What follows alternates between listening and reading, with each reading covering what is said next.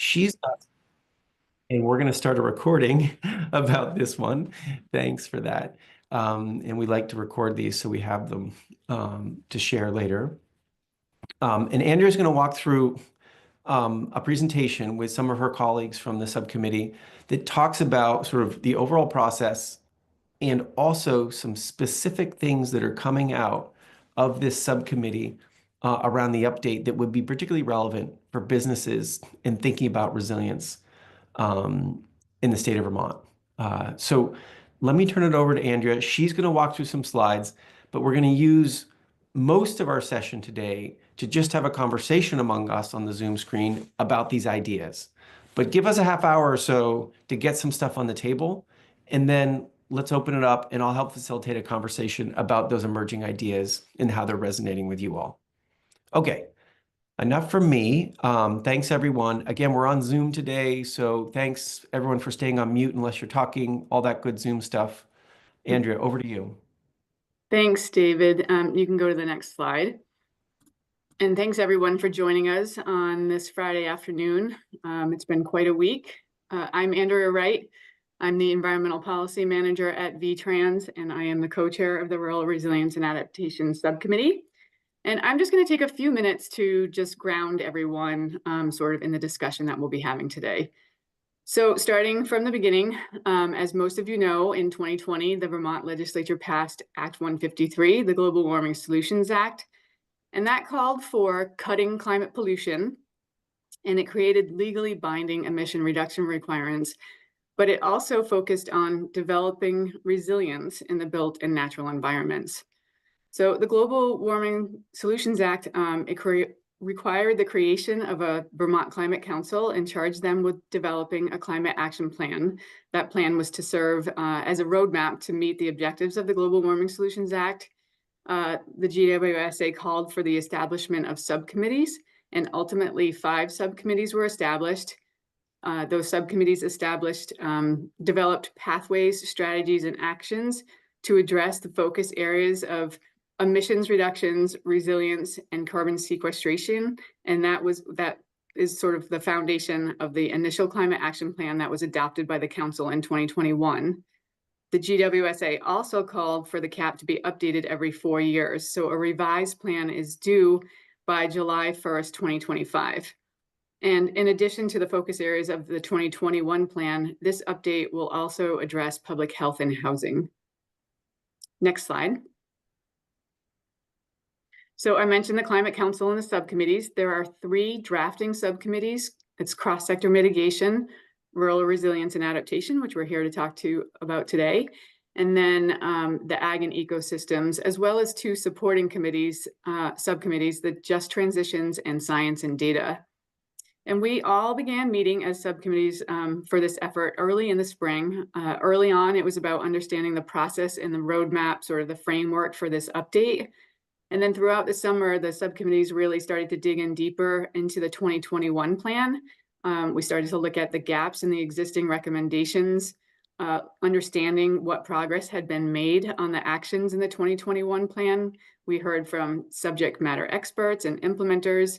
And then by midsummer, really defined our direction for drafting modifications and gap filling recommendations. So each subcommittee has been working through task groups. Those task groups were either already existed based on the drafting of the initial CAP, or were formed based on those recognized gaps. The task groups have been meeting about every other week since late summer, working to draft revised, updated, new pathways, strategies, and actions with the goal of providing subcommittee recommendations to the full council by the end of the year. Subcommittees are advisory to the council. The council is ultimately the body that will adopt the final recommendations and the plan. So over the winter and into early spring of next year, the council will work to revise that plan, the draft plan that they receive. They'll be determining which recommendations to move forward and prioritize, editing the narrative to match the revisions identified by the subcommittees, and ultimately having a final revised plan delivered by July 1st, 2025. There has been engagement and outreach throughout the revision process. The A&R Climate Action Office has really been supporting the bulk of that, really beginning with the public kickoff meetings in the spring. And now here we are at this critical point in receiving stakeholder input. There will be a series of 8 input sessions across different subcommittees, subject matter, and those will conclude this month. Then the council will go out for further public input in the spring when the revised plan is drafted. Next slide. So the Global Warming Solutions Act did provide definitions for both resilience and adaptation. Resilience is really about the capacity to withstand and recover from climate events and disruptions. And adaptation is reducing the vulnerabilities that we have in our natural and built systems. These definitions, of course, were the basis of the work completed by the Rural Resilience and Adaptation Subcommittee for the 2021 Climate Action Plan, and they'll continue to be the foundation as we work to revise the plan. Next slide.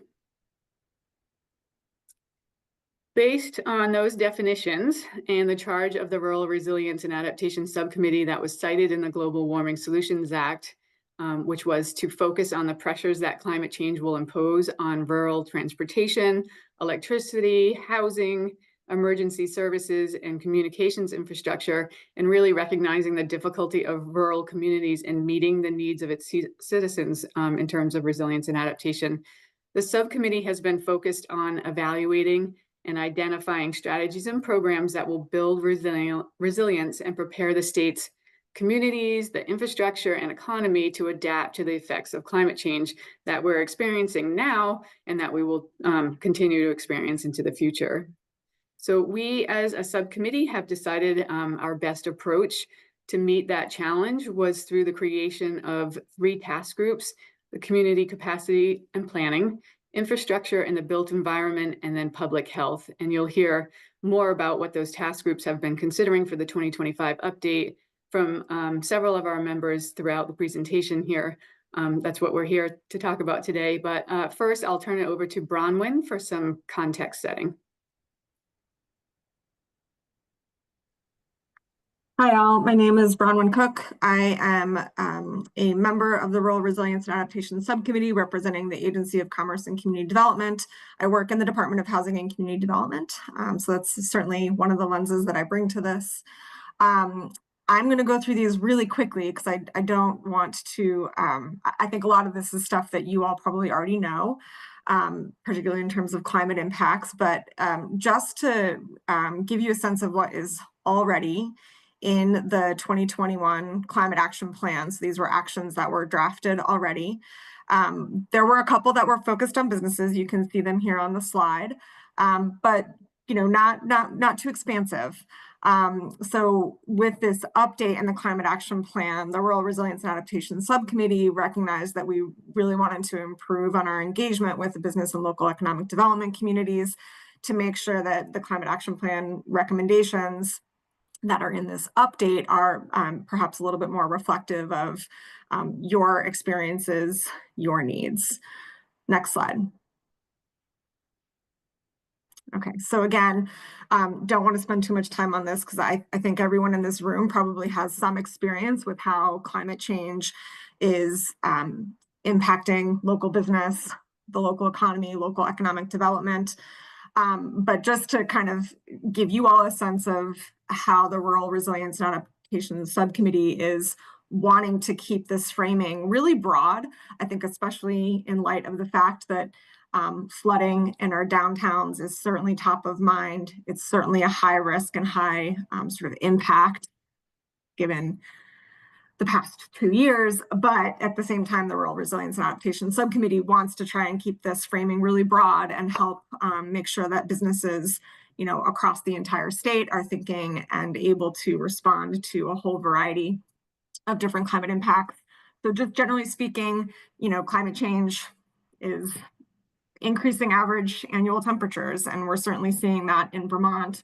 But there's a whole other host of impacts that extend from that. So increased flooding, the number of really high degree heat days, drought, The southern part of the state is experiencing that right now. Unpredictable temperature swings from extreme cold to extreme heat, wildfire smoke, landslides, etc. Next slide. So again, we often think of these impacts as very location-based risks, and they are. We've seen this in the last 2 years of flooding.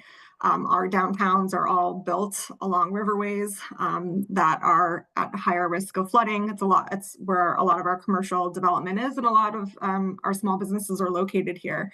It's a lot of economic activity that happens here. So we often, again, are thinking of these downtown areas and these commercial areas. Just to point out, this is a map of Barrie and indicates where the commercial properties are, and shows that a lot of them are in the flood impacted areas.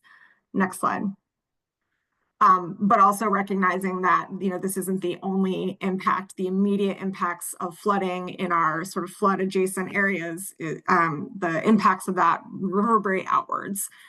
So this map is showing job centers, right? So not, while there are a lot of jobs located in those directly impacted flood areas, the impacts of that can also have this outward reverberation into the broader community. Next slide. And just to take that one step further, this map is showing the density of commercial properties. That's in the darker orange, but wanting to use this map to just highlight that the what happens outside of these areas also really impacts the downtown areas. So for example, a lot of our natural resource areas, a lot of our tourism economy, they are not necessarily located in those areas with higher density of commercial properties, but the impacts out there and the impacts to the economy in those areas reverberate inwards to our downtown areas. So just wanting to use this slide to really highlight the fact that the Rural Resilience and Adaptation Subcommittee is also interested in thinking about this from a whole sort of economy-wide perspective. And I think from here, I'm going to pass it to Marion to get into some of the big picture sort of pathways of the Climate Action Plan. Great. Thanks, Bronwyn. Hi, everyone. My name is Marion Woles. I also sit on the Rural Resilience and Adaptation Subcommittee representing the Agency of Natural Resources Climate Action Office. And my role is focused on resilience and adaptation in that space. So you'll see on the slide here 6 pathways that encompass the focus of the Rural Resilience and Adaptation Subcommittee. A pathway is really a high-level means of achieving the goals and requirements of the Global Warming Solutions Act. And you heard Andrea speak to those just a moment ago. The Global Warming Solutions Act required both emissions reductions, but also a focus on resilience in our built environment and our natural environment as well. And so for the 6 pathways you see on the slide here, those goals, these pathways are really focused and related to building resilience to climate change impacts for our communities and for the built environment. The first 5, so pathways 1 through 5 on the slide here, are those that were developed during the drafting of the 2021 Climate Action Plan. These serve as the starting point for the revisions that the subcommittee has undertaken through the 3 task groups that Andrea spoke to. Through ongoing engagement over the last year, as well as input that we're hoping to receive from you all today, as well as a session next week, the task group, those 3 focus areas groups, will be working to revise the pathways you see here, as well as strategies and actions that fall beneath those. So broadly, I will note that early on in the revision process, the subcommittee noted that during the drafting of the last Climate Action Plan, there was really a gap as it related to public health. And so we've already noted sort of a need and have added a 6th pathway focused on public health and how our communities, our built environment, and our population can really have more resilient public health outcomes in the face of climate impacts. We'll also note that all of the subcommittees of the Climate Council are focused on a handful of cross-cutting pathways. These are broad themes that represent really the foundational work that's needed to enable climate action to happen across the state.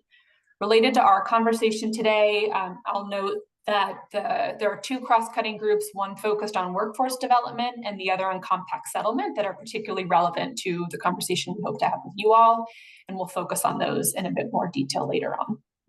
Next slide, please.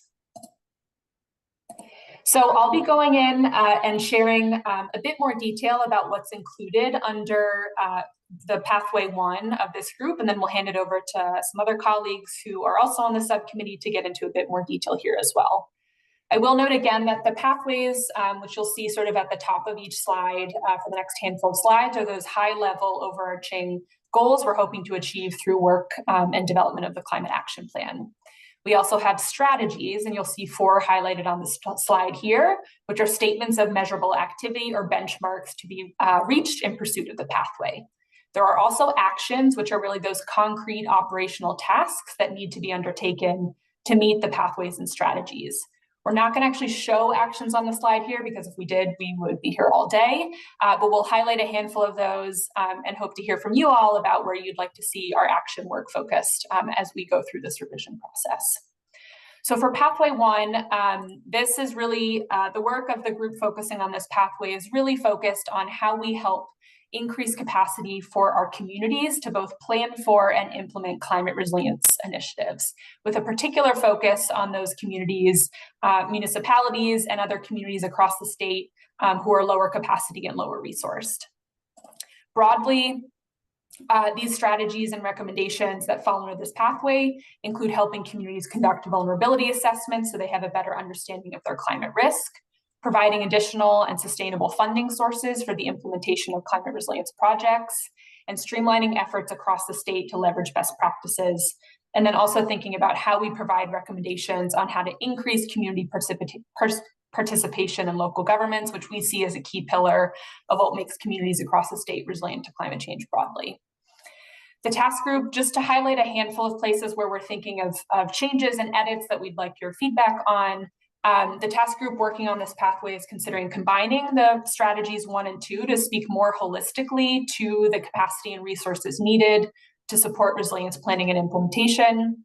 We're also working on adding actions that speak to strengthening support for regional planning commissions and other regional partners to specifically support the development of hazard mitigation plans and activities for municipalities, and then also speaking to how we can leverage best practices from partners across the state to think about capacity building at a municipal level. Then the last thing I'll note that has come out in key conversations with stakeholders has been how to really equip local governments with the knowledge of existing programs that cross both reduction of emissions and building resilience without overloading their capacities, and how to better support that. We see this theme coming up across all of the subcommittees of the Climate Council, and so we'll note that we're hoping to capture key recommendations about how to better support and message at the municipal level to citizens and businesses and other folks who sort of are engaged with municipal governments around programs like weatherization, heat pump installation, tax credits for flood resilience, hazard mitigation programs, and other things like that. And with that, I'll hand it over to Anne. Hey there, Anne Margolis. I am with the Department of Public Service in Vermont, which is we do energy policy and planning work, as well as regulatory work on utility filings and plans and proposals before the Public Utility Commission. So the lens that I bring to the subcommittee is sort of energy regulation, utility investment perspective. I'm staff support on the subcommittee, so have been working through, this is my second go here, working through the Climate Action Plan infrastructure recommendations. Really, infrastructure is at the heart of the resilience conversation, and a lot of the focus in recent years has been on resilience to flood events. You know, the hat I wear, we think about other types of hazards, particularly heavy wet snow, heavy winds, or strong winds, but each type of infrastructure sector has sort of different areas that they're looking at, hazards, threats, vulnerabilities to those specific hazards and threats, how to make effective investments to mitigate those risks, and then how to measure success. So that's a planning framework and paradigm that we are thinking about as we look at all the different infrastructure sectors. And these pathways and strategies here really focus on that foundational planning work to make sure you're looking at the whole picture of prevention, survivability, recovery, measuring success, in particular, making cost-effective investments, knowing that public and private funds to invest in infrastructure resilience are not unlimited. So how do we get the most bang for the buck, make the most effective investments? And that starts with a solid planning framework. So our strategies here do focus on making sure there are effective foundational pillars for making those investments, from policies, planning, and organizational frameworks, as well as moving into the survivability and recovery aspects of resilience. You can see under strategy 2 here, we're looking at being able to respond and recover quickly to disruptions. So that comes after you've done your planning, and maybe comes after you've done your vulnerability reductions through specific investments that are laid out here in strategy 3, looking at your specific facilities. What are your vulnerabilities? What investments are you going to make to reduce those vulnerabilities? And then strategy 4 is looking at all of our critical infrastructure, whether it's utility poles and wires, whether it's roads and bridges, whether it's water and wastewater systems, to make sure there are redundancies, backup systems, and that, there's a look forward at what the specific climate hazards will be. And as infrastructure is replaced at the end of its useful life, or for some other reason, it's being replaced with the most resilient option, looking forward at what the future looks like. So those are our general kind of strategies here. There's a number of actions under those. I think we've been struggling to make sure that our actions are meaningful, that there's an actor identified, and it's clear what the action is, and that there is not too much redundancy or duplicity with some of the other actions. We're really trying to streamline. We've also been having a bit of, I guess, a lot of work. A lot of the actions are focused on water and wastewater infrastructure, and we haven't necessarily had the expertise in our subcommittee to address those. We've recently brought in some other state agency and private entities to help us think through how do we revise those water wastewater actions, but that's definitely an area where we would love to hear from some of the participants today. I think we can move on to the next slide. This particular pathway is related to really mitigation of greenhouse gases, so reducing fossil fuels. That is it's an area where in the Global Warming Solutions Act, the Rural Resilience Subcommittee is supposed to also look at reducing fossil fuels for resilience purposes. There's a lot of work going on fossil fuel reduction in other subcommittees of the Climate Council.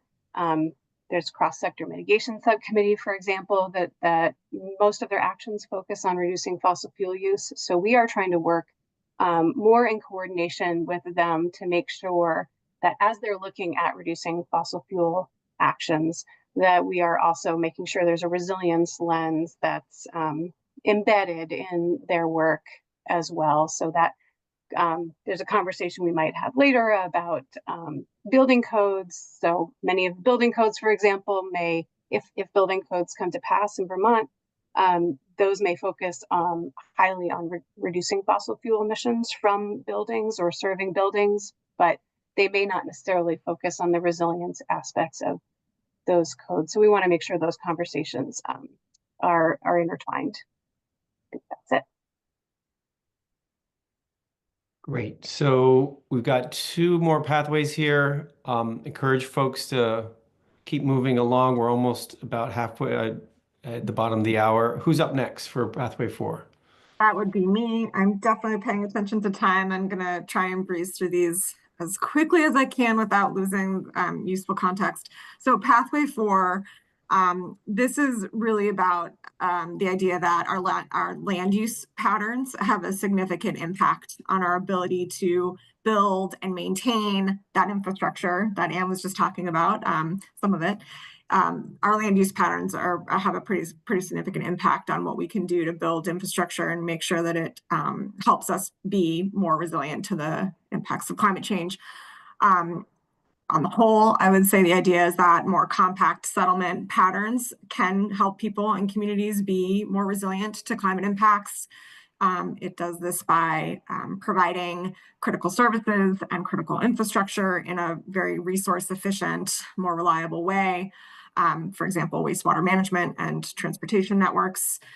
It also protects natural systems that provide ecosystem services. So making sure that our drinking water is protected, that we have access to floodwater retention areas, and also that our natural resources and our natural resource-based economies also, have access to the resources that they need. It also recognizes that the infrastructure itself that supports this pattern of land use also needs to be resilient. Recent Act 181 changes, I think, made some pretty significant changes to our land use policies. And so these two strategies are really focused on investing in that public infrastructure that supports that kind of land use, and then also adapting that existing infrastructure, in this case, particularly to flooding. And obviously we'd be interested in hearing thoughts about how to make infrastructure resilient to other impacts as well. Next slide. Okay, housing. So I know it's easy to think about, housing is infrastructure, but just to kind of make very clear what this pathway is about, it's really about making people resilient. And the kind of core idea of this is that if people are not housed, if they don't have stable, affordable, safe housing, then they cannot be resilient. And then everything that, if people are not resilient, then our communities are going to really struggle to be resilient as well. So this is really about addressing the state's housing needs as a resilience strategy. Vermont needs about, the recent housing needs assessment estimates that Vermont needs an additional 24 to 36,000 units by 2029 to meet that need. That would normalize vacancy rates. It would provide housing for those who are currently unhoused. It would replace homes that have been lost from flooding and other disasters. Again, a lot of progress has been made on strategy 1 in terms of updating local land use governments. The Home Act and Act 181 made big progress in removing some of the barriers to new housing development, while also making sure that it is safe and out of flood's way. And so I think what the committee has been discussing is, with those regulatory changes that remove the barriers to the regulatory barriers to housing development, now the focus really needs to shift towards building the workforce and providing the financial incentives to go and build that housing for which the barriers have just been removed. Next slide.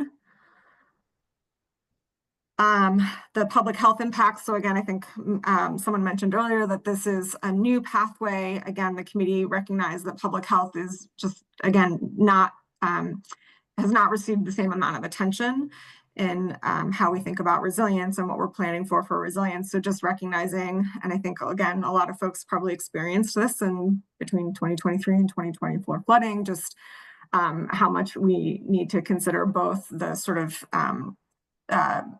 impacts of vector diseases, water quality impacts, and how that impacts our health, but also just the impact of disaster after disaster after disaster on individuals and the folks who are responding to these things. So I'd say this one is very much in development, and it's new to me. I'm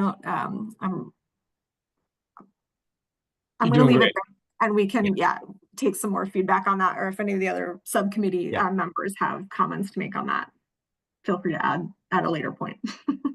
Great. And so there's this final cross-cutting pathways piece. And I think, Liz, were you going to mention a few things about this? Yep.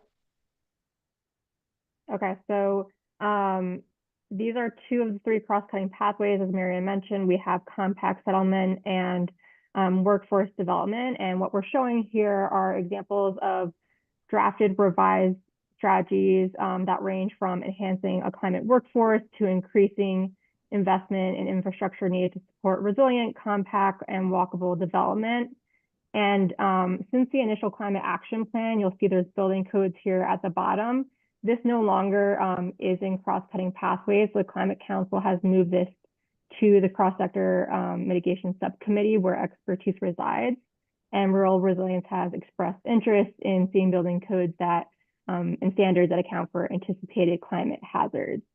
These cross-cutting meetings are open to the public, and I'll share the link to the calendar where you could find them after this. Next slide. Okay, so that's the content that the subcommittee wanted to share, the things that are being worked on. And now comes the part where we want to have a conversation with all of you about it.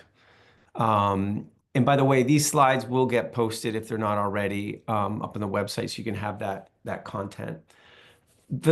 These are some suggested discussion points. We can talk about what you want to talk about as well if it's not one of these discussion points. But what you can see with them is this subcommittee is interested in getting some specific sort of business community views on these issues of disaster preparedness and response, right? What does the business community most need in this space that it's not getting right now?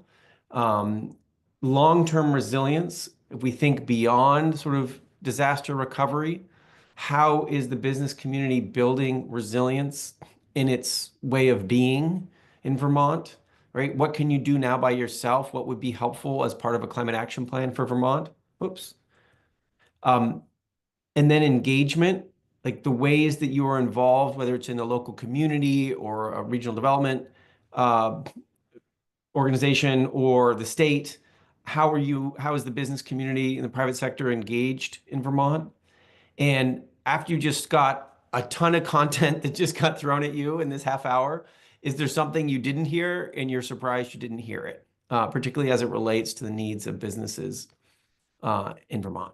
Okay, I'll drop these questions in the chat as well. I'm going to drop the slides. Before we go and do a conversation, we just are curious who's in the room because it's hard to tell. We're 50 people on this Zoom right now. And Charlotte, my colleague, can put up a quick Zoom sort of affiliation thing. Because this is targeted towards businesses and private sector organizations, we're interested in how many of those folks are in the room versus other type of things. So just everyone take a quick second and answer this poll that's on your screen. We're curious who's in the room. We'll just take a moment. Thanks, everyone. I see a lot of people answering right now. I'll give it 1 second to finish up.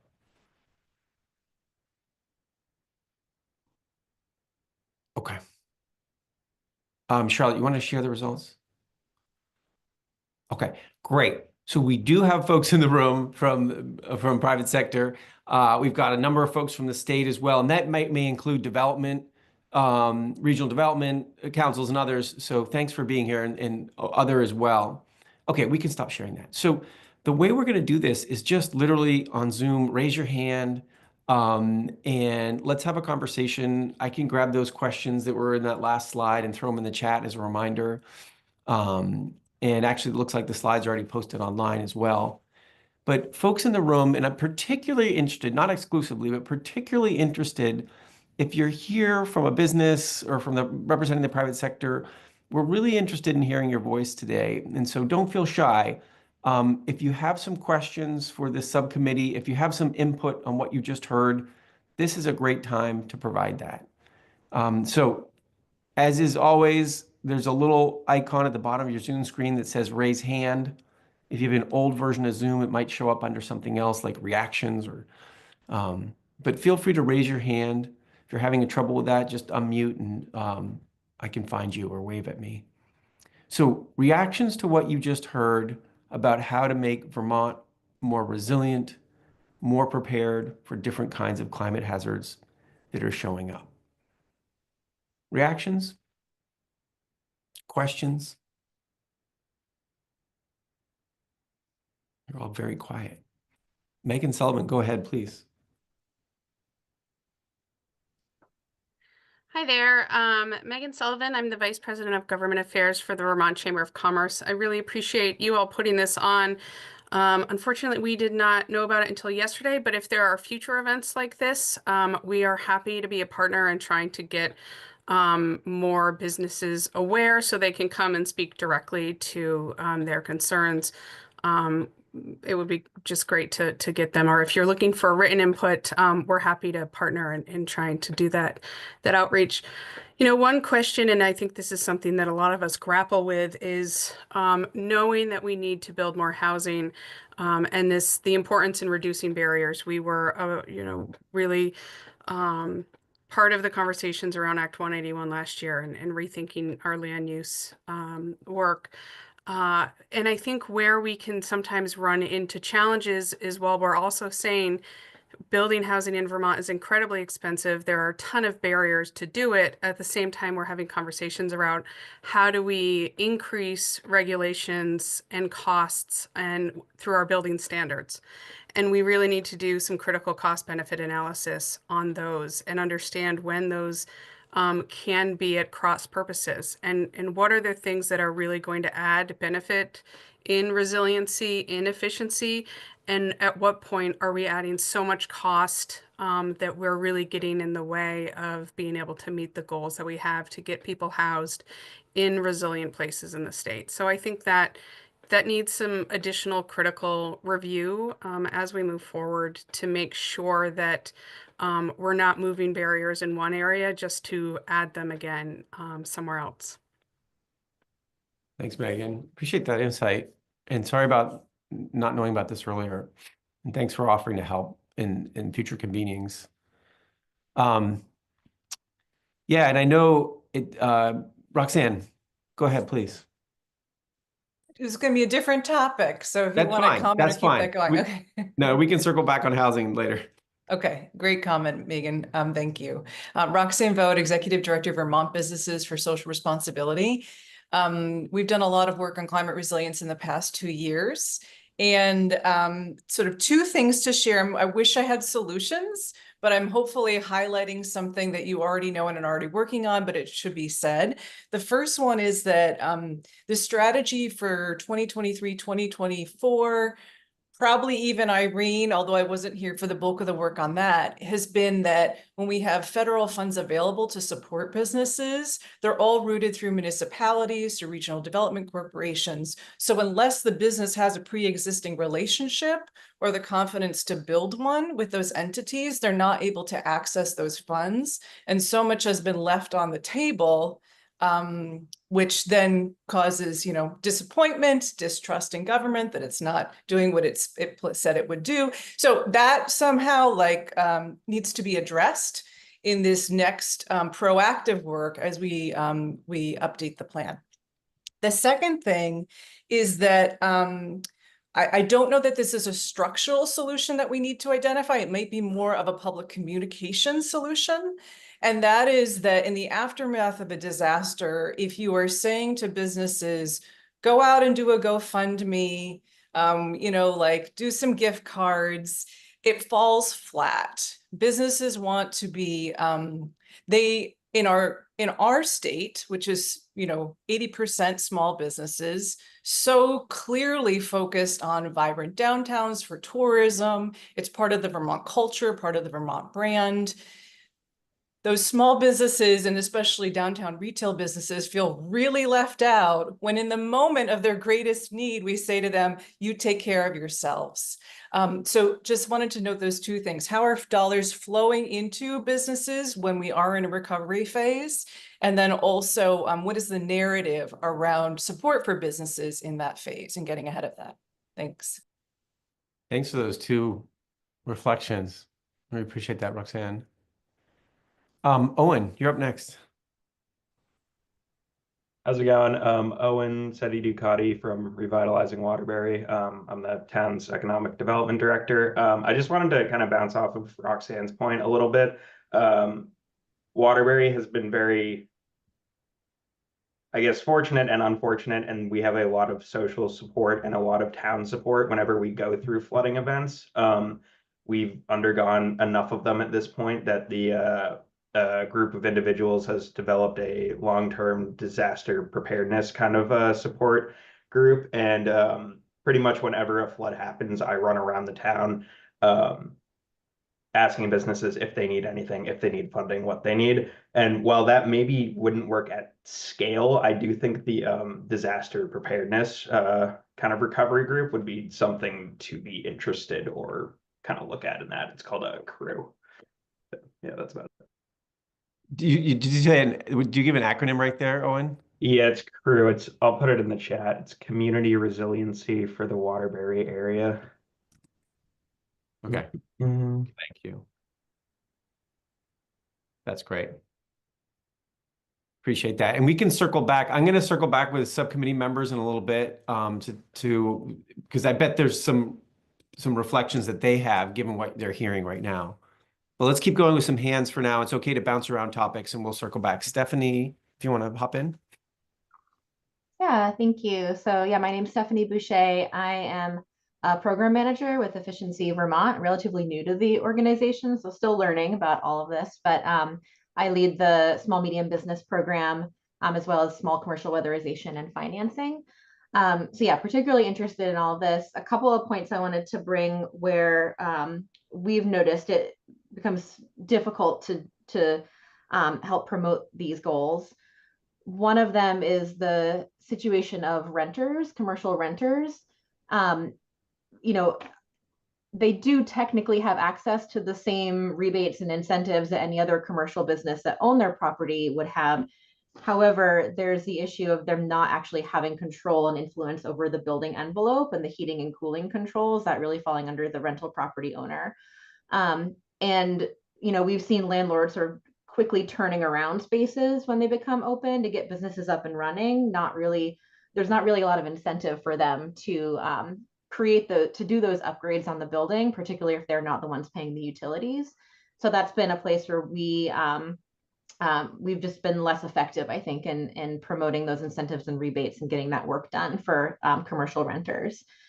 And could use some extra support around and thought partners on. The other piece is around financing. So we do have a business energy loan that we offer to commercial customers. It is lower than market interest rates. However, you know, there's, I think, a general sort of resistance to taking out debt-based financing, particularly with any interest attached to it, especially for business owners that don't have a lot of income, right? So there's an equity piece there. So I was particularly interested reading over some of the action items on bill financing and PACE programs.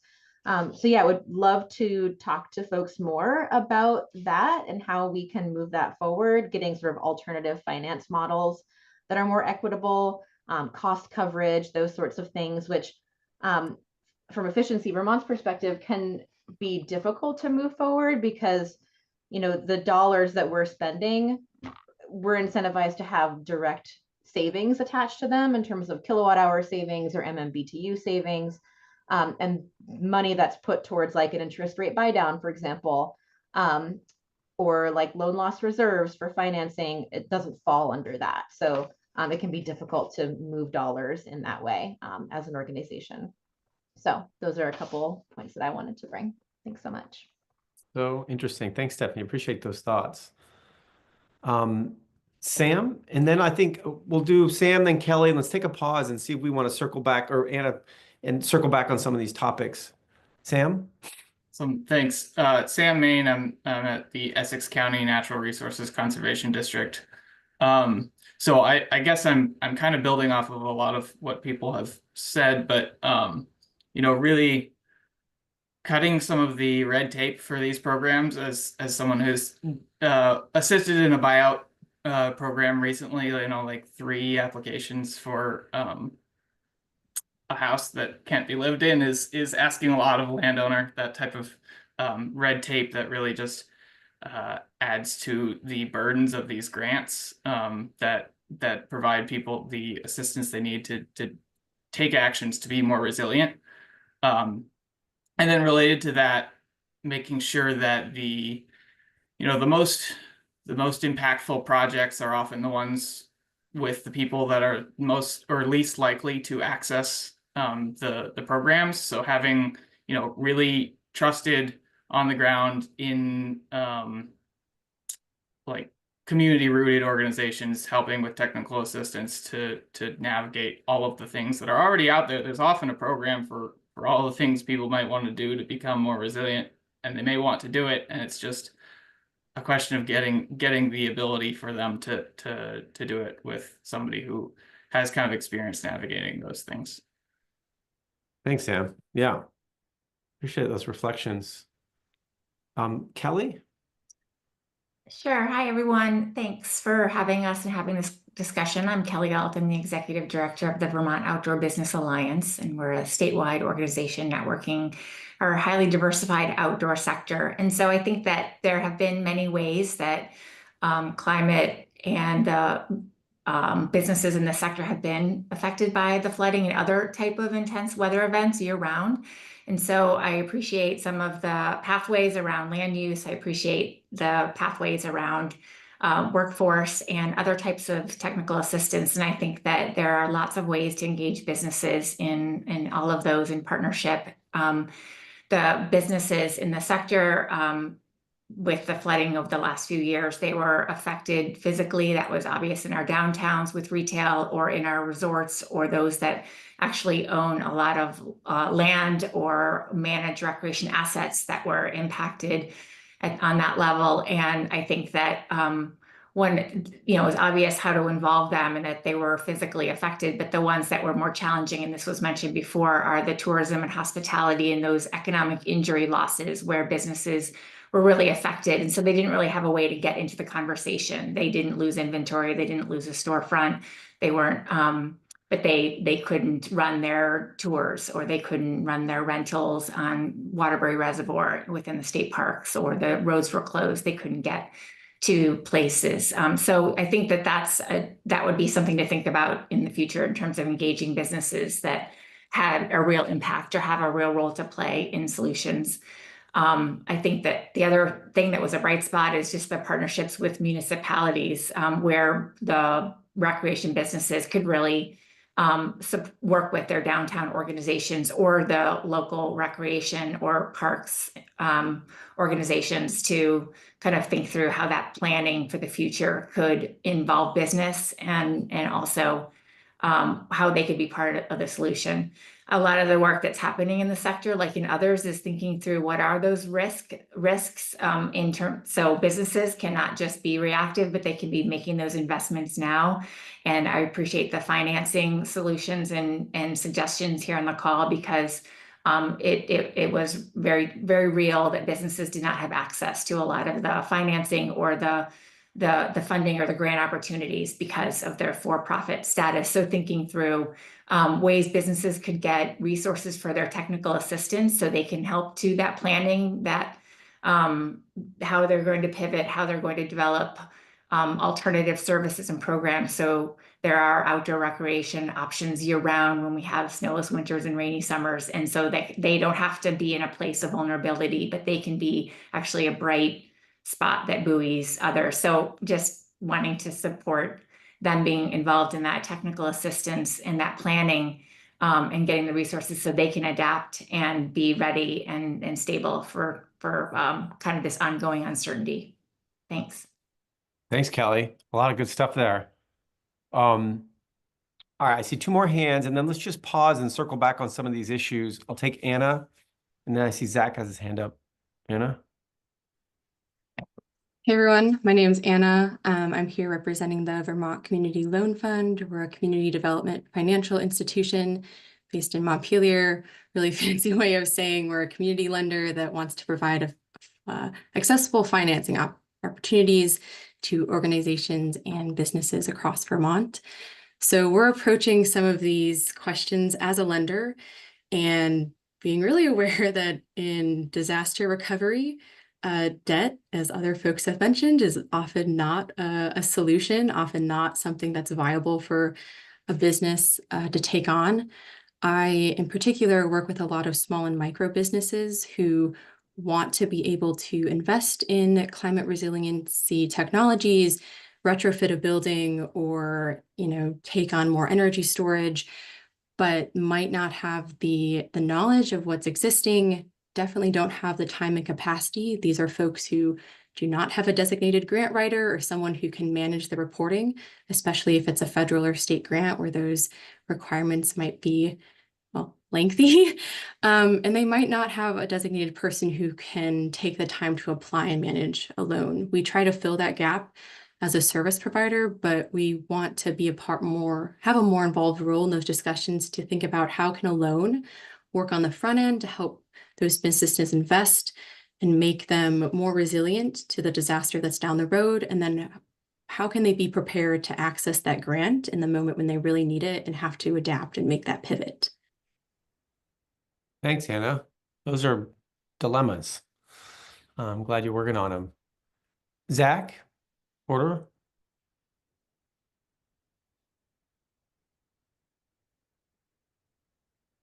Thanks, David. Yeah, hi, everybody. I appreciate the chance to join the conversation today. I'm Zach Porter. I'm the executive director of Standing Trees, and we're a Montpelier-based nonprofit organization. I don't believe that makes us a private sector entity.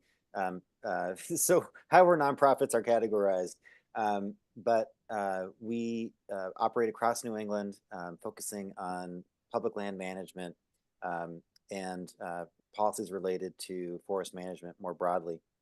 I wanted to just check in with all of you. I deeply appreciate the work that you're doing. Having been an observer of the climate action plan process for several years now, I know how hard you're working. And I just deeply appreciate the time, especially those of you who are doing this, as volunteers, perhaps. I know it takes a tremendous amount of energy and time to make this work.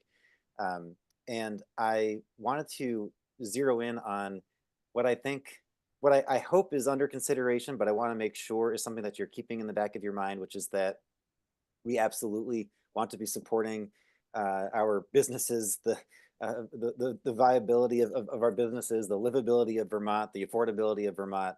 But that, of course, we're all here working on the climate action plan.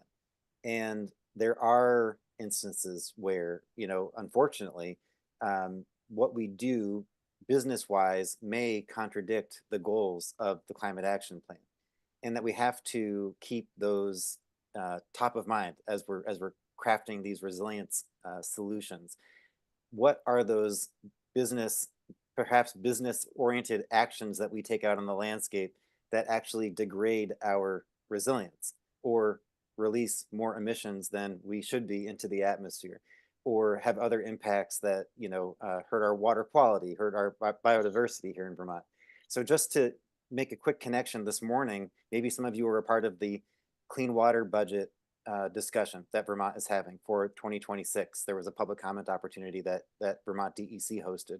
There's a lot of overlap here in the sense that the areas that we focus on, forest management, we all use wood products. The wood product sector is an important part of our economy, but that's not to say that harvesting wood products benefits water quality. In the same way, we have to be really careful about what we are, suggesting is going to benefit the climate. And so as we're thinking about resilience, there is a lot of good scientific literature. I would love to provide it to the committee to help you think about how can we make sure that we are incentivizing good decisions out there on the landscape, and where are we encouraging active management of our forests to get the wood products that we need and that we use, but also making sure that we're creating places on the landscape where we're really boosting our resilience to floods, droughts, to the challenges that our species are facing here in Vermont. So I want to just, there's so much more, of course, that could be said. I don't want to go on for too long here, but this is a really important question that has to be embedded in your discussion. And we have to make choices about balancing uses on the landscape. We can't do everything everywhere.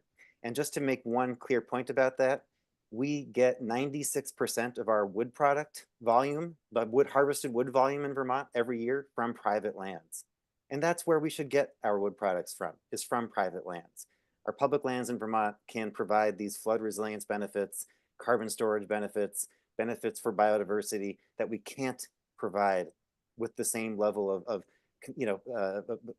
public accountability on private lands. So let's make sure that we're getting maximum public goods and services from our public lands and from our public dollars that are going to resilience related efforts and emissions reduction efforts. Anyways, thank you for the chance to weigh in today. I'm grateful for the conversation.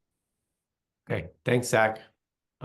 Great. So, all right, so we've brought up a number of themes today. We've talked about housing and the importance of that. We've talked about understanding the messaging that goes out to businesses, particularly in the aftermath of a climate disaster or flooding. We've talked about how businesses can access financing or funding and how that might work better in the future, right? And we've talked about some examples that seem to work well. I'm curious, folks on the subcommittee, if when you're hearing these reflections, are there some things that jump to mind like, ooh, I'd like to hear a little bit more about this, or actually we've been working on some things in the plan that might look like this.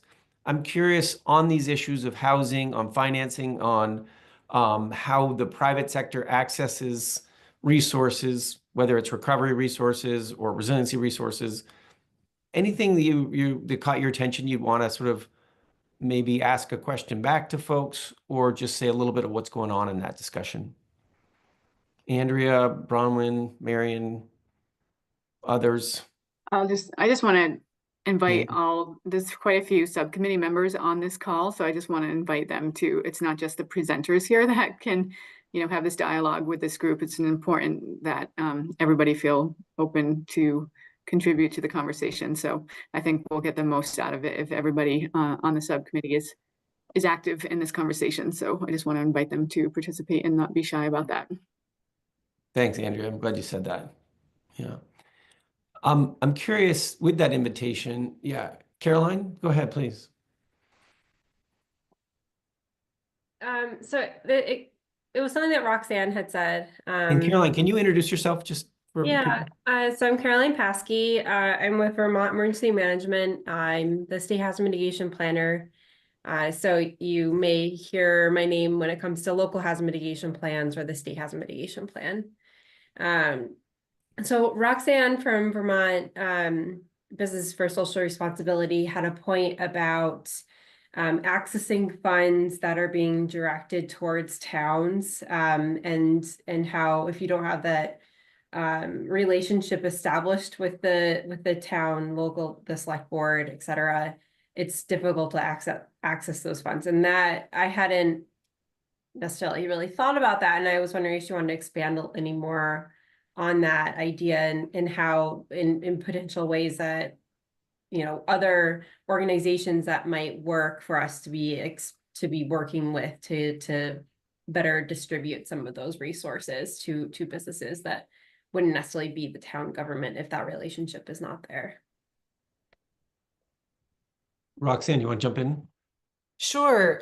So briefly, I think it's a two-way street, right? So the businesses have to understand that there are resources available to them at the municipal level, who those folks are, how they can access them, and ideally build a relationship beforehand, before they have an immediate need.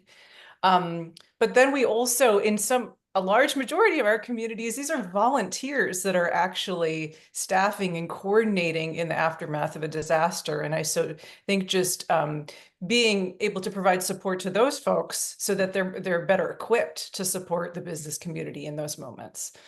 So that's something that immediately comes to mind. I don't know that I necessarily have any grand solutions other than just improving access to information, relationship building. But hopefully that provides a little bit more clarity. Thanks, Roxanne. I appreciate that. Bronwyn, do you want to jump in on something? Really quickly, because I see that Kelly has her hand up and I would much rather just hear more from her. But I guess piggybacking on what Caroline had mentioned, two things that stood out to me was the focus on the relationships, having the relationships in place so that you are then better prepared. And then having, I can't remember who was talking about it, but talking about having plans in place so that when a point of change comes your way, and if that point of change is a disaster that just happened, that you are ready to then make those changes, upgrades. Both of those things, the relationships and the plans, to me, what stuck out to me is like that's preparedness, being prepared to take action once something does happen. And we certainly have seen that in the energy efficiency world, like switching over your hot water heater. Well, the time that people switch over their hot water heater is when it fails. And when it fails, that is not the time that they're going to spend 20 hours doing research on how to replace that differently. They just replace it with the same thing. And so what does that look like in the resilience world? To have those relationships, to know where to go for resources, to develop those plans for what you might do different when you do have an opportunity or funds to make an adaptation action. So that was something that stuck up to me. And then, yeah, Kelly, I'd be curious to hear more from you. But I just wanted to say that like a day before this meeting, I had come across your survey report from businesses and just really appreciated that point about, again, that sort of connectivity, that even if there are businesses that haven't seen direct losses, that the reverberating economic impact is just an area that's of particular interest to me, and helping to coordinate across those and make sure that, economy-wide, regardless of whether it's a direct impact or sort of one of those cascading impacts, that we are helping to support and keep the local economy strong. So with that, I think, Kelly, you're up next. Super. Yeah. Let's jump to Kelly. Sure. And just It'd be why you raise your hand or not, but go ahead. Yeah. Oh, yeah. I was just going to build on what Roxanne was saying and respond to those questions. I think that we also, there were dedicated sources for businesses, like the Business Emergency Gap Assistance Program. So I was going to shout that out as a bright light, because it provided a dedicated source to businesses for a variety of physical damages, from inventory to storefronts. And so that was at least something. There were businesses that were able to work with their municipalities and work well on identifying those commercial impacts, and also the solutions for investments to protect their commercial district in the future.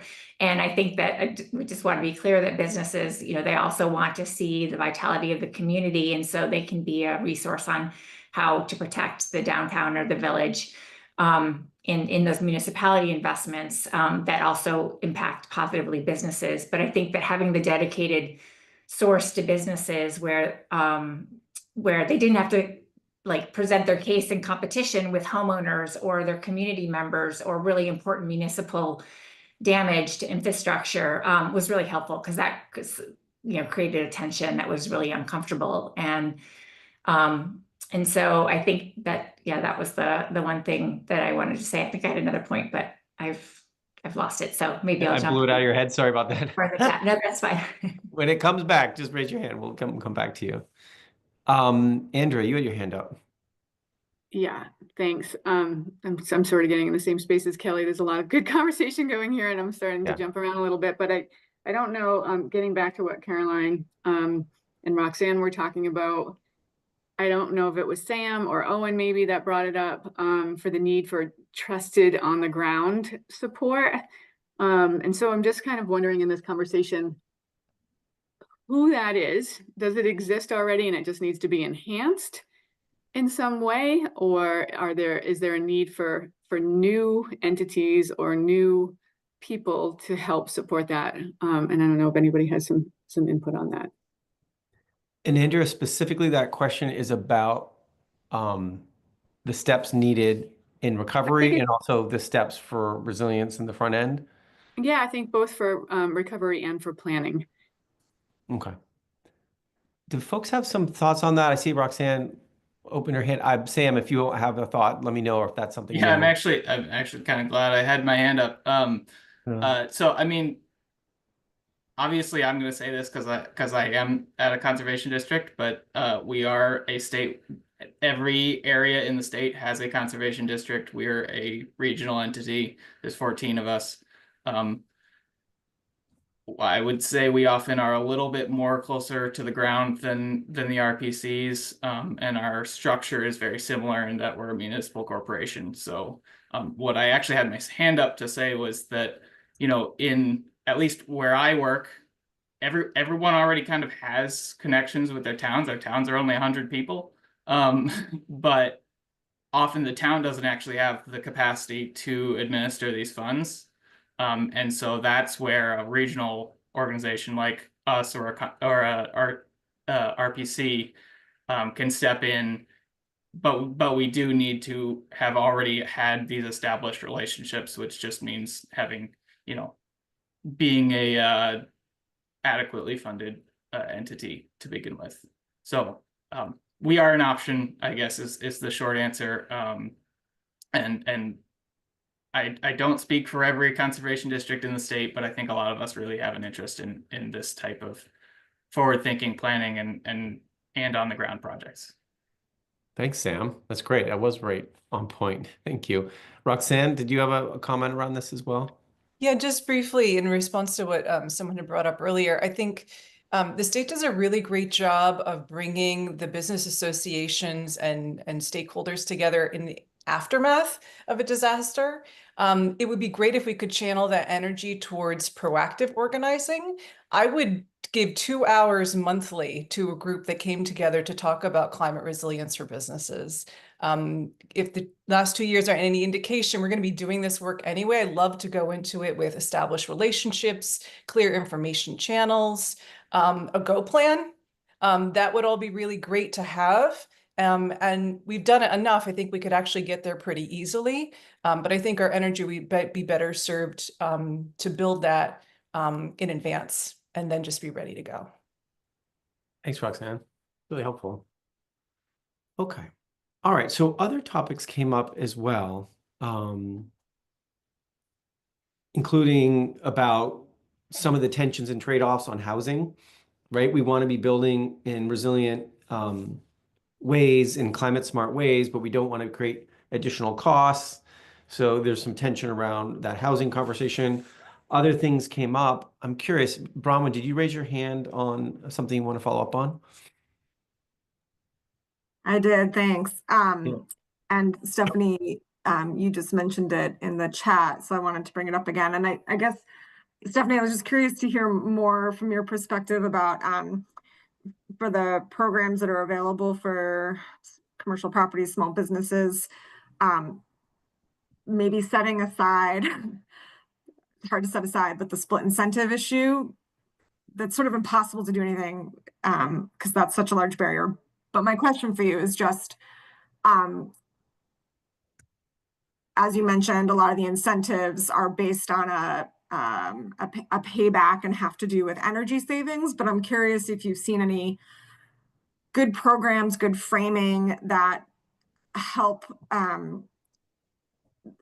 that frame some of the incentives that are available as a resilience action, as opposed to like an emissions reductions action. And maybe that's not even the right way to ask the question. But anyway, just wanting to see if you have more thoughts about how to increase access to these, and if the framing around these incentives to be more resilience driven, if there's any opportunity there, or if there's opportunity around different actions that could be supported in a building that would also hit on resilience in addition to energy efficiency, energy fuel switching, et cetera. Yeah, thanks, Bronwyn. And being so new, I don't know if I have the most eloquent response to that. Let me think on that for a moment. I think one thing that's coming to mind, well, I guess I should be clear, like it's not necessarily that all the dollars that we spend have to be associated with savings and emissions reductions. We just have goals that we need to meet in those areas. And so it makes sense to spend our dollars there so that we are able to reach our goals. We definitely do try to allocate, like we have a pretty big initiative right now allocating money and resources towards equity targets, which don't have any savings attached to them. It's extra money for particular business customers, residential customers, if they meet sort of these equity guidelines that we've set up. So it is possible. It's just a little bit of a struggle. I think one thing that I discovered recently is that the way that some other states set up their energy efficiency utilities sort of sets different benchmarks. So the way here in Vermont it's done is it's described as a resource acquisition framework. So like there's the money that comes from ratepayer dollars, and then the idea is that gets returned to them in the form of efficiency and like lower energy bills for everyone, ideally. Doesn't always work out perfectly that way, but that's sort of the idea. Other states operate under what's called a market transformation model, where it's not necessarily targets in terms of kilowatt hour reduction or greenhouse gas reduction. Those things are certainly important, but there's a larger set of goals around like, are we transforming the market to be more energy efficient overall? And looking at also some non-energy impacts of the work that's being done. So like better indoor air quality, things like resilience could have different metrics attached to it. So I think this would be a much larger conversation and would involve some different, it would involve a lot of some big changes in the way that Efficiency Vermont currently operates. But I think there's certainly models in other states that show us ways that we can incentivize and have metrics around more than just energy savings. I hope that answers your question, because I'm still learning, as I said earlier. Thanks, Stephanie. Yeah, that's really helpful. All right. Do folks want to circle back on any of the things that were brought up? Anything else that's jumping out at folks? Again, if you remember the questions that were dropped in the chat that were on the slide, the full range from, the preparedness, to long-term resilience, to how you're engaged, to things that you don't see at all or haven't been mentioned yet at all that are relevant for the private sector. Anything else folks would like to bring up? And if not, the way we like to close these out is my colleague Charlotte is going to drop a link in the chat in just a moment. And that link, oh, she just did, perfect. That link is going to take you to a little poll, a little Menti poll thing. And it's going to ask you a question. And the question it's going to ask is, based on the conversation we had just now, what is one piece of input that jumps out as particularly important for this subcommittee to hear? So if you can take just a moment, a short phrase is better than a long phrase. It's easier to read. If folks could just take a moment on the call, particularly if you haven't even spoken on the call and you're interested in these topics, drop something in that Menti request. And let's look at what comes in, because we can share that in just a moment as they start to come in. Oh, here she goes. And she's sharing it right now. So as stuff pops up, it'll pop up on the screen there. So just take a moment.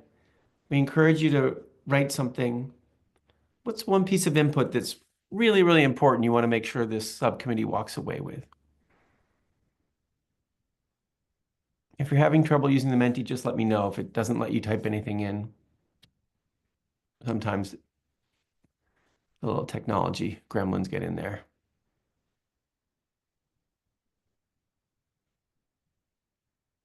Right, preparing in advance, right? That's been a big theme here in our call. Thanks for that. I'm not able to get into this thing. Oh, shoot. Okay. What would you write, Judy? Where am I supposed to do it? If right here? Yeah, if you click on that link that says Menti, www.menti.com, that link. All right, good. It should allow you to type something. If not, just type it in the chat or speak it aloud. Okay, I'll just speak out loud. I'm a business. Mm-hmm. I'm the small business. And as much as I so want to assist the resiliency, and I completely care about the climate, I'm deeply disturbed about what just went down in our country. I also am very concerned. I don't want to do anything. I kind of agree with Zach. I don't want it to be more difficult for business. And I don't need more taxes and more I don't need more red tapes and whatever. But I really, really, really think it's so important that we save and continue to care about what we have. Mm. And I really think that we do have to be whatever our plans are going to be, it's so important for us to care about our environment and our earth and what we are so fortunate to have in Vermont. So glad you said that, Judy. Thank you. And I think any incentive to get any business, for years we've had solar on our small little business. It's really helped. For now we have heat pumps. I mean, anything we can do to assist other small businesses to pitch in that way. I think distributed renewable energy is the best way to go. It would be helpful. But I also don't want them to be strapped with more taxes and it's hard. I want businesses to be successful in our state. I want more young people to move in. I'm nervous about all this discussion about housing. I think we need housing, but we really have to be careful about where we put that housing. I think it's a good idea to put that housing. I mean, we need to be very careful what we do to our land. Yeah. Appreciate those reflections, Judy. And as Judy was talking, you will have seen on the screen as well some of the other thoughts and comments you've been making. I love how there's some common themes around being proactive and being rooted in community, trusted community folks and community networks, the right kind of incentives, right, how to promote through regional partners, right, how to connect folks together. All right.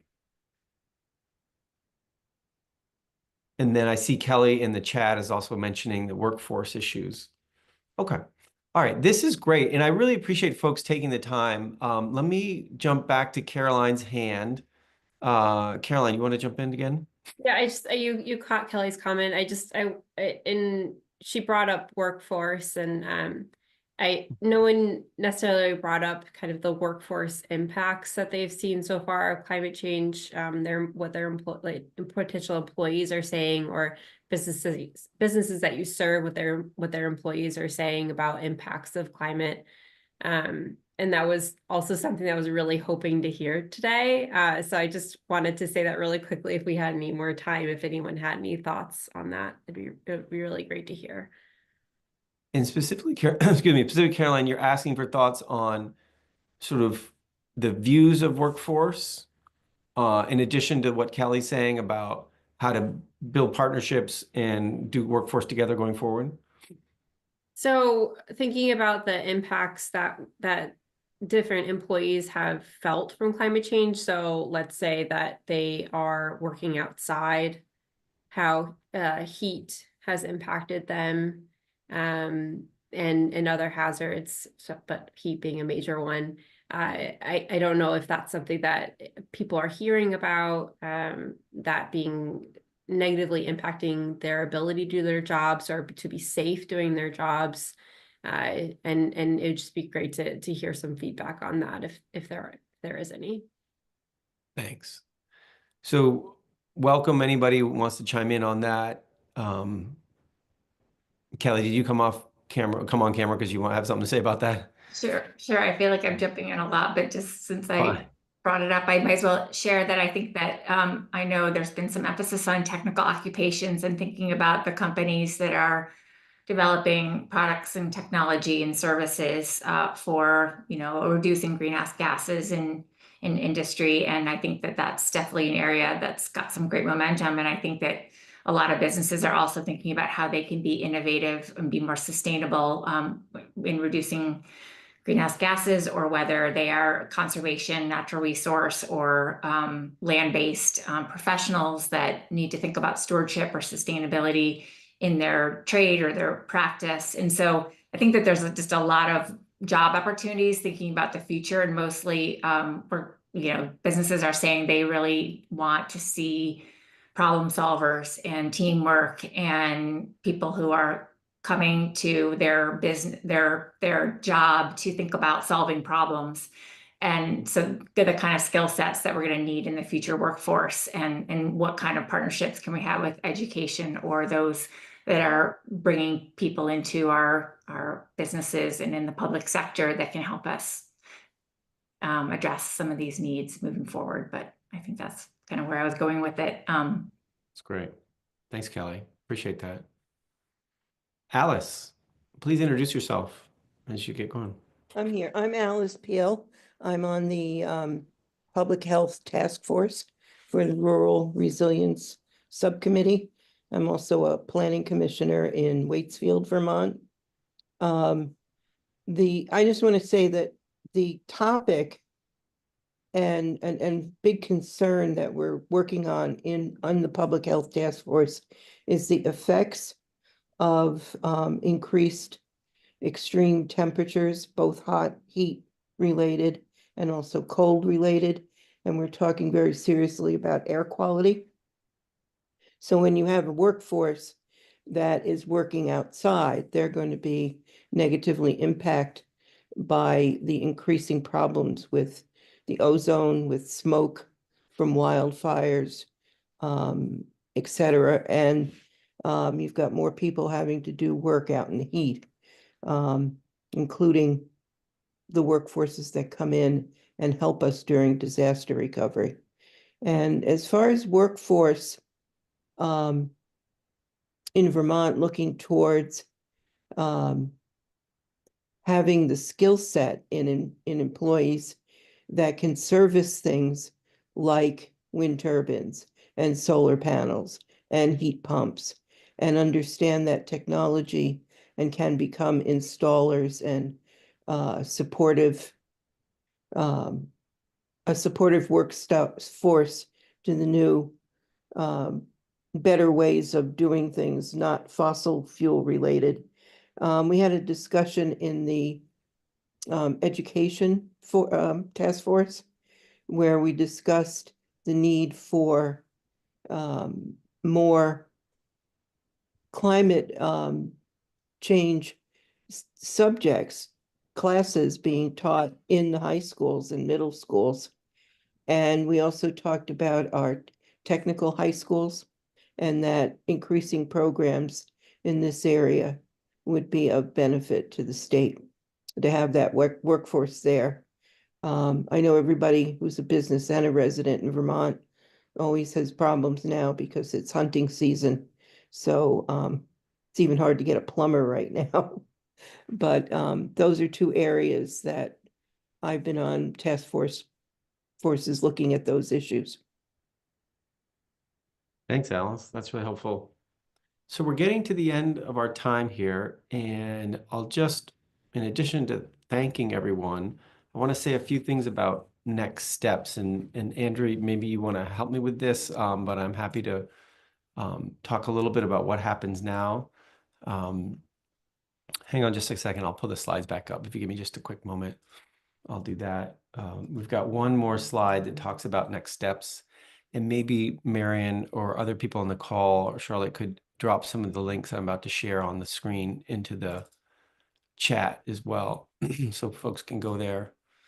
All right, so there's a variety of things that will continue to happen now and then into the future as the Vermont Climate Council works to update this climate action plan and address the things we've been talking about today.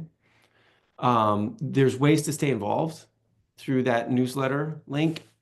That's from the Climate Action Office. Thanks, Marianne, for dropping that in the chat. There's a website for the Climate Action Office that has a calendar that lists all of these events. It's good to have access to that, and you could attend a subcommittee meeting or something like that and listen in and how that subcommittee is reacting to the kinds of feedback you provided today. And then we also, there is a comment form, which is the most tidy way to provide input, because then it gets all categorized correctly. And all that input gets summarized and fed back to the subcommittees and Climate Council. And so that's a pathway to provide some written input. And we do have a voice message if it's easier. We do this a lot for the community engagement we do around this. It may not be as relevant for you all, but it's important that we have multiple pathways, including just leaving a voicemail. So those are ways of staying involved. Andrea and the subgroup are going to be working feverishly in the next 4 weeks or so, 5 weeks, to get their recommendations lifted up to the Climate Council, which meets on December 16th, and will be reviewing recommendations coming out of this subcommittee and the other 2 subcommittees that are developing recs. So that's a big lift that Andrea and folks are doing. And Andrea, I'll just turn it back to you for any closing thoughts, either about next steps or other things you'd like to say. Next steps, I just hope that people do continue to stay involved and provide further input as more ideas come to you all.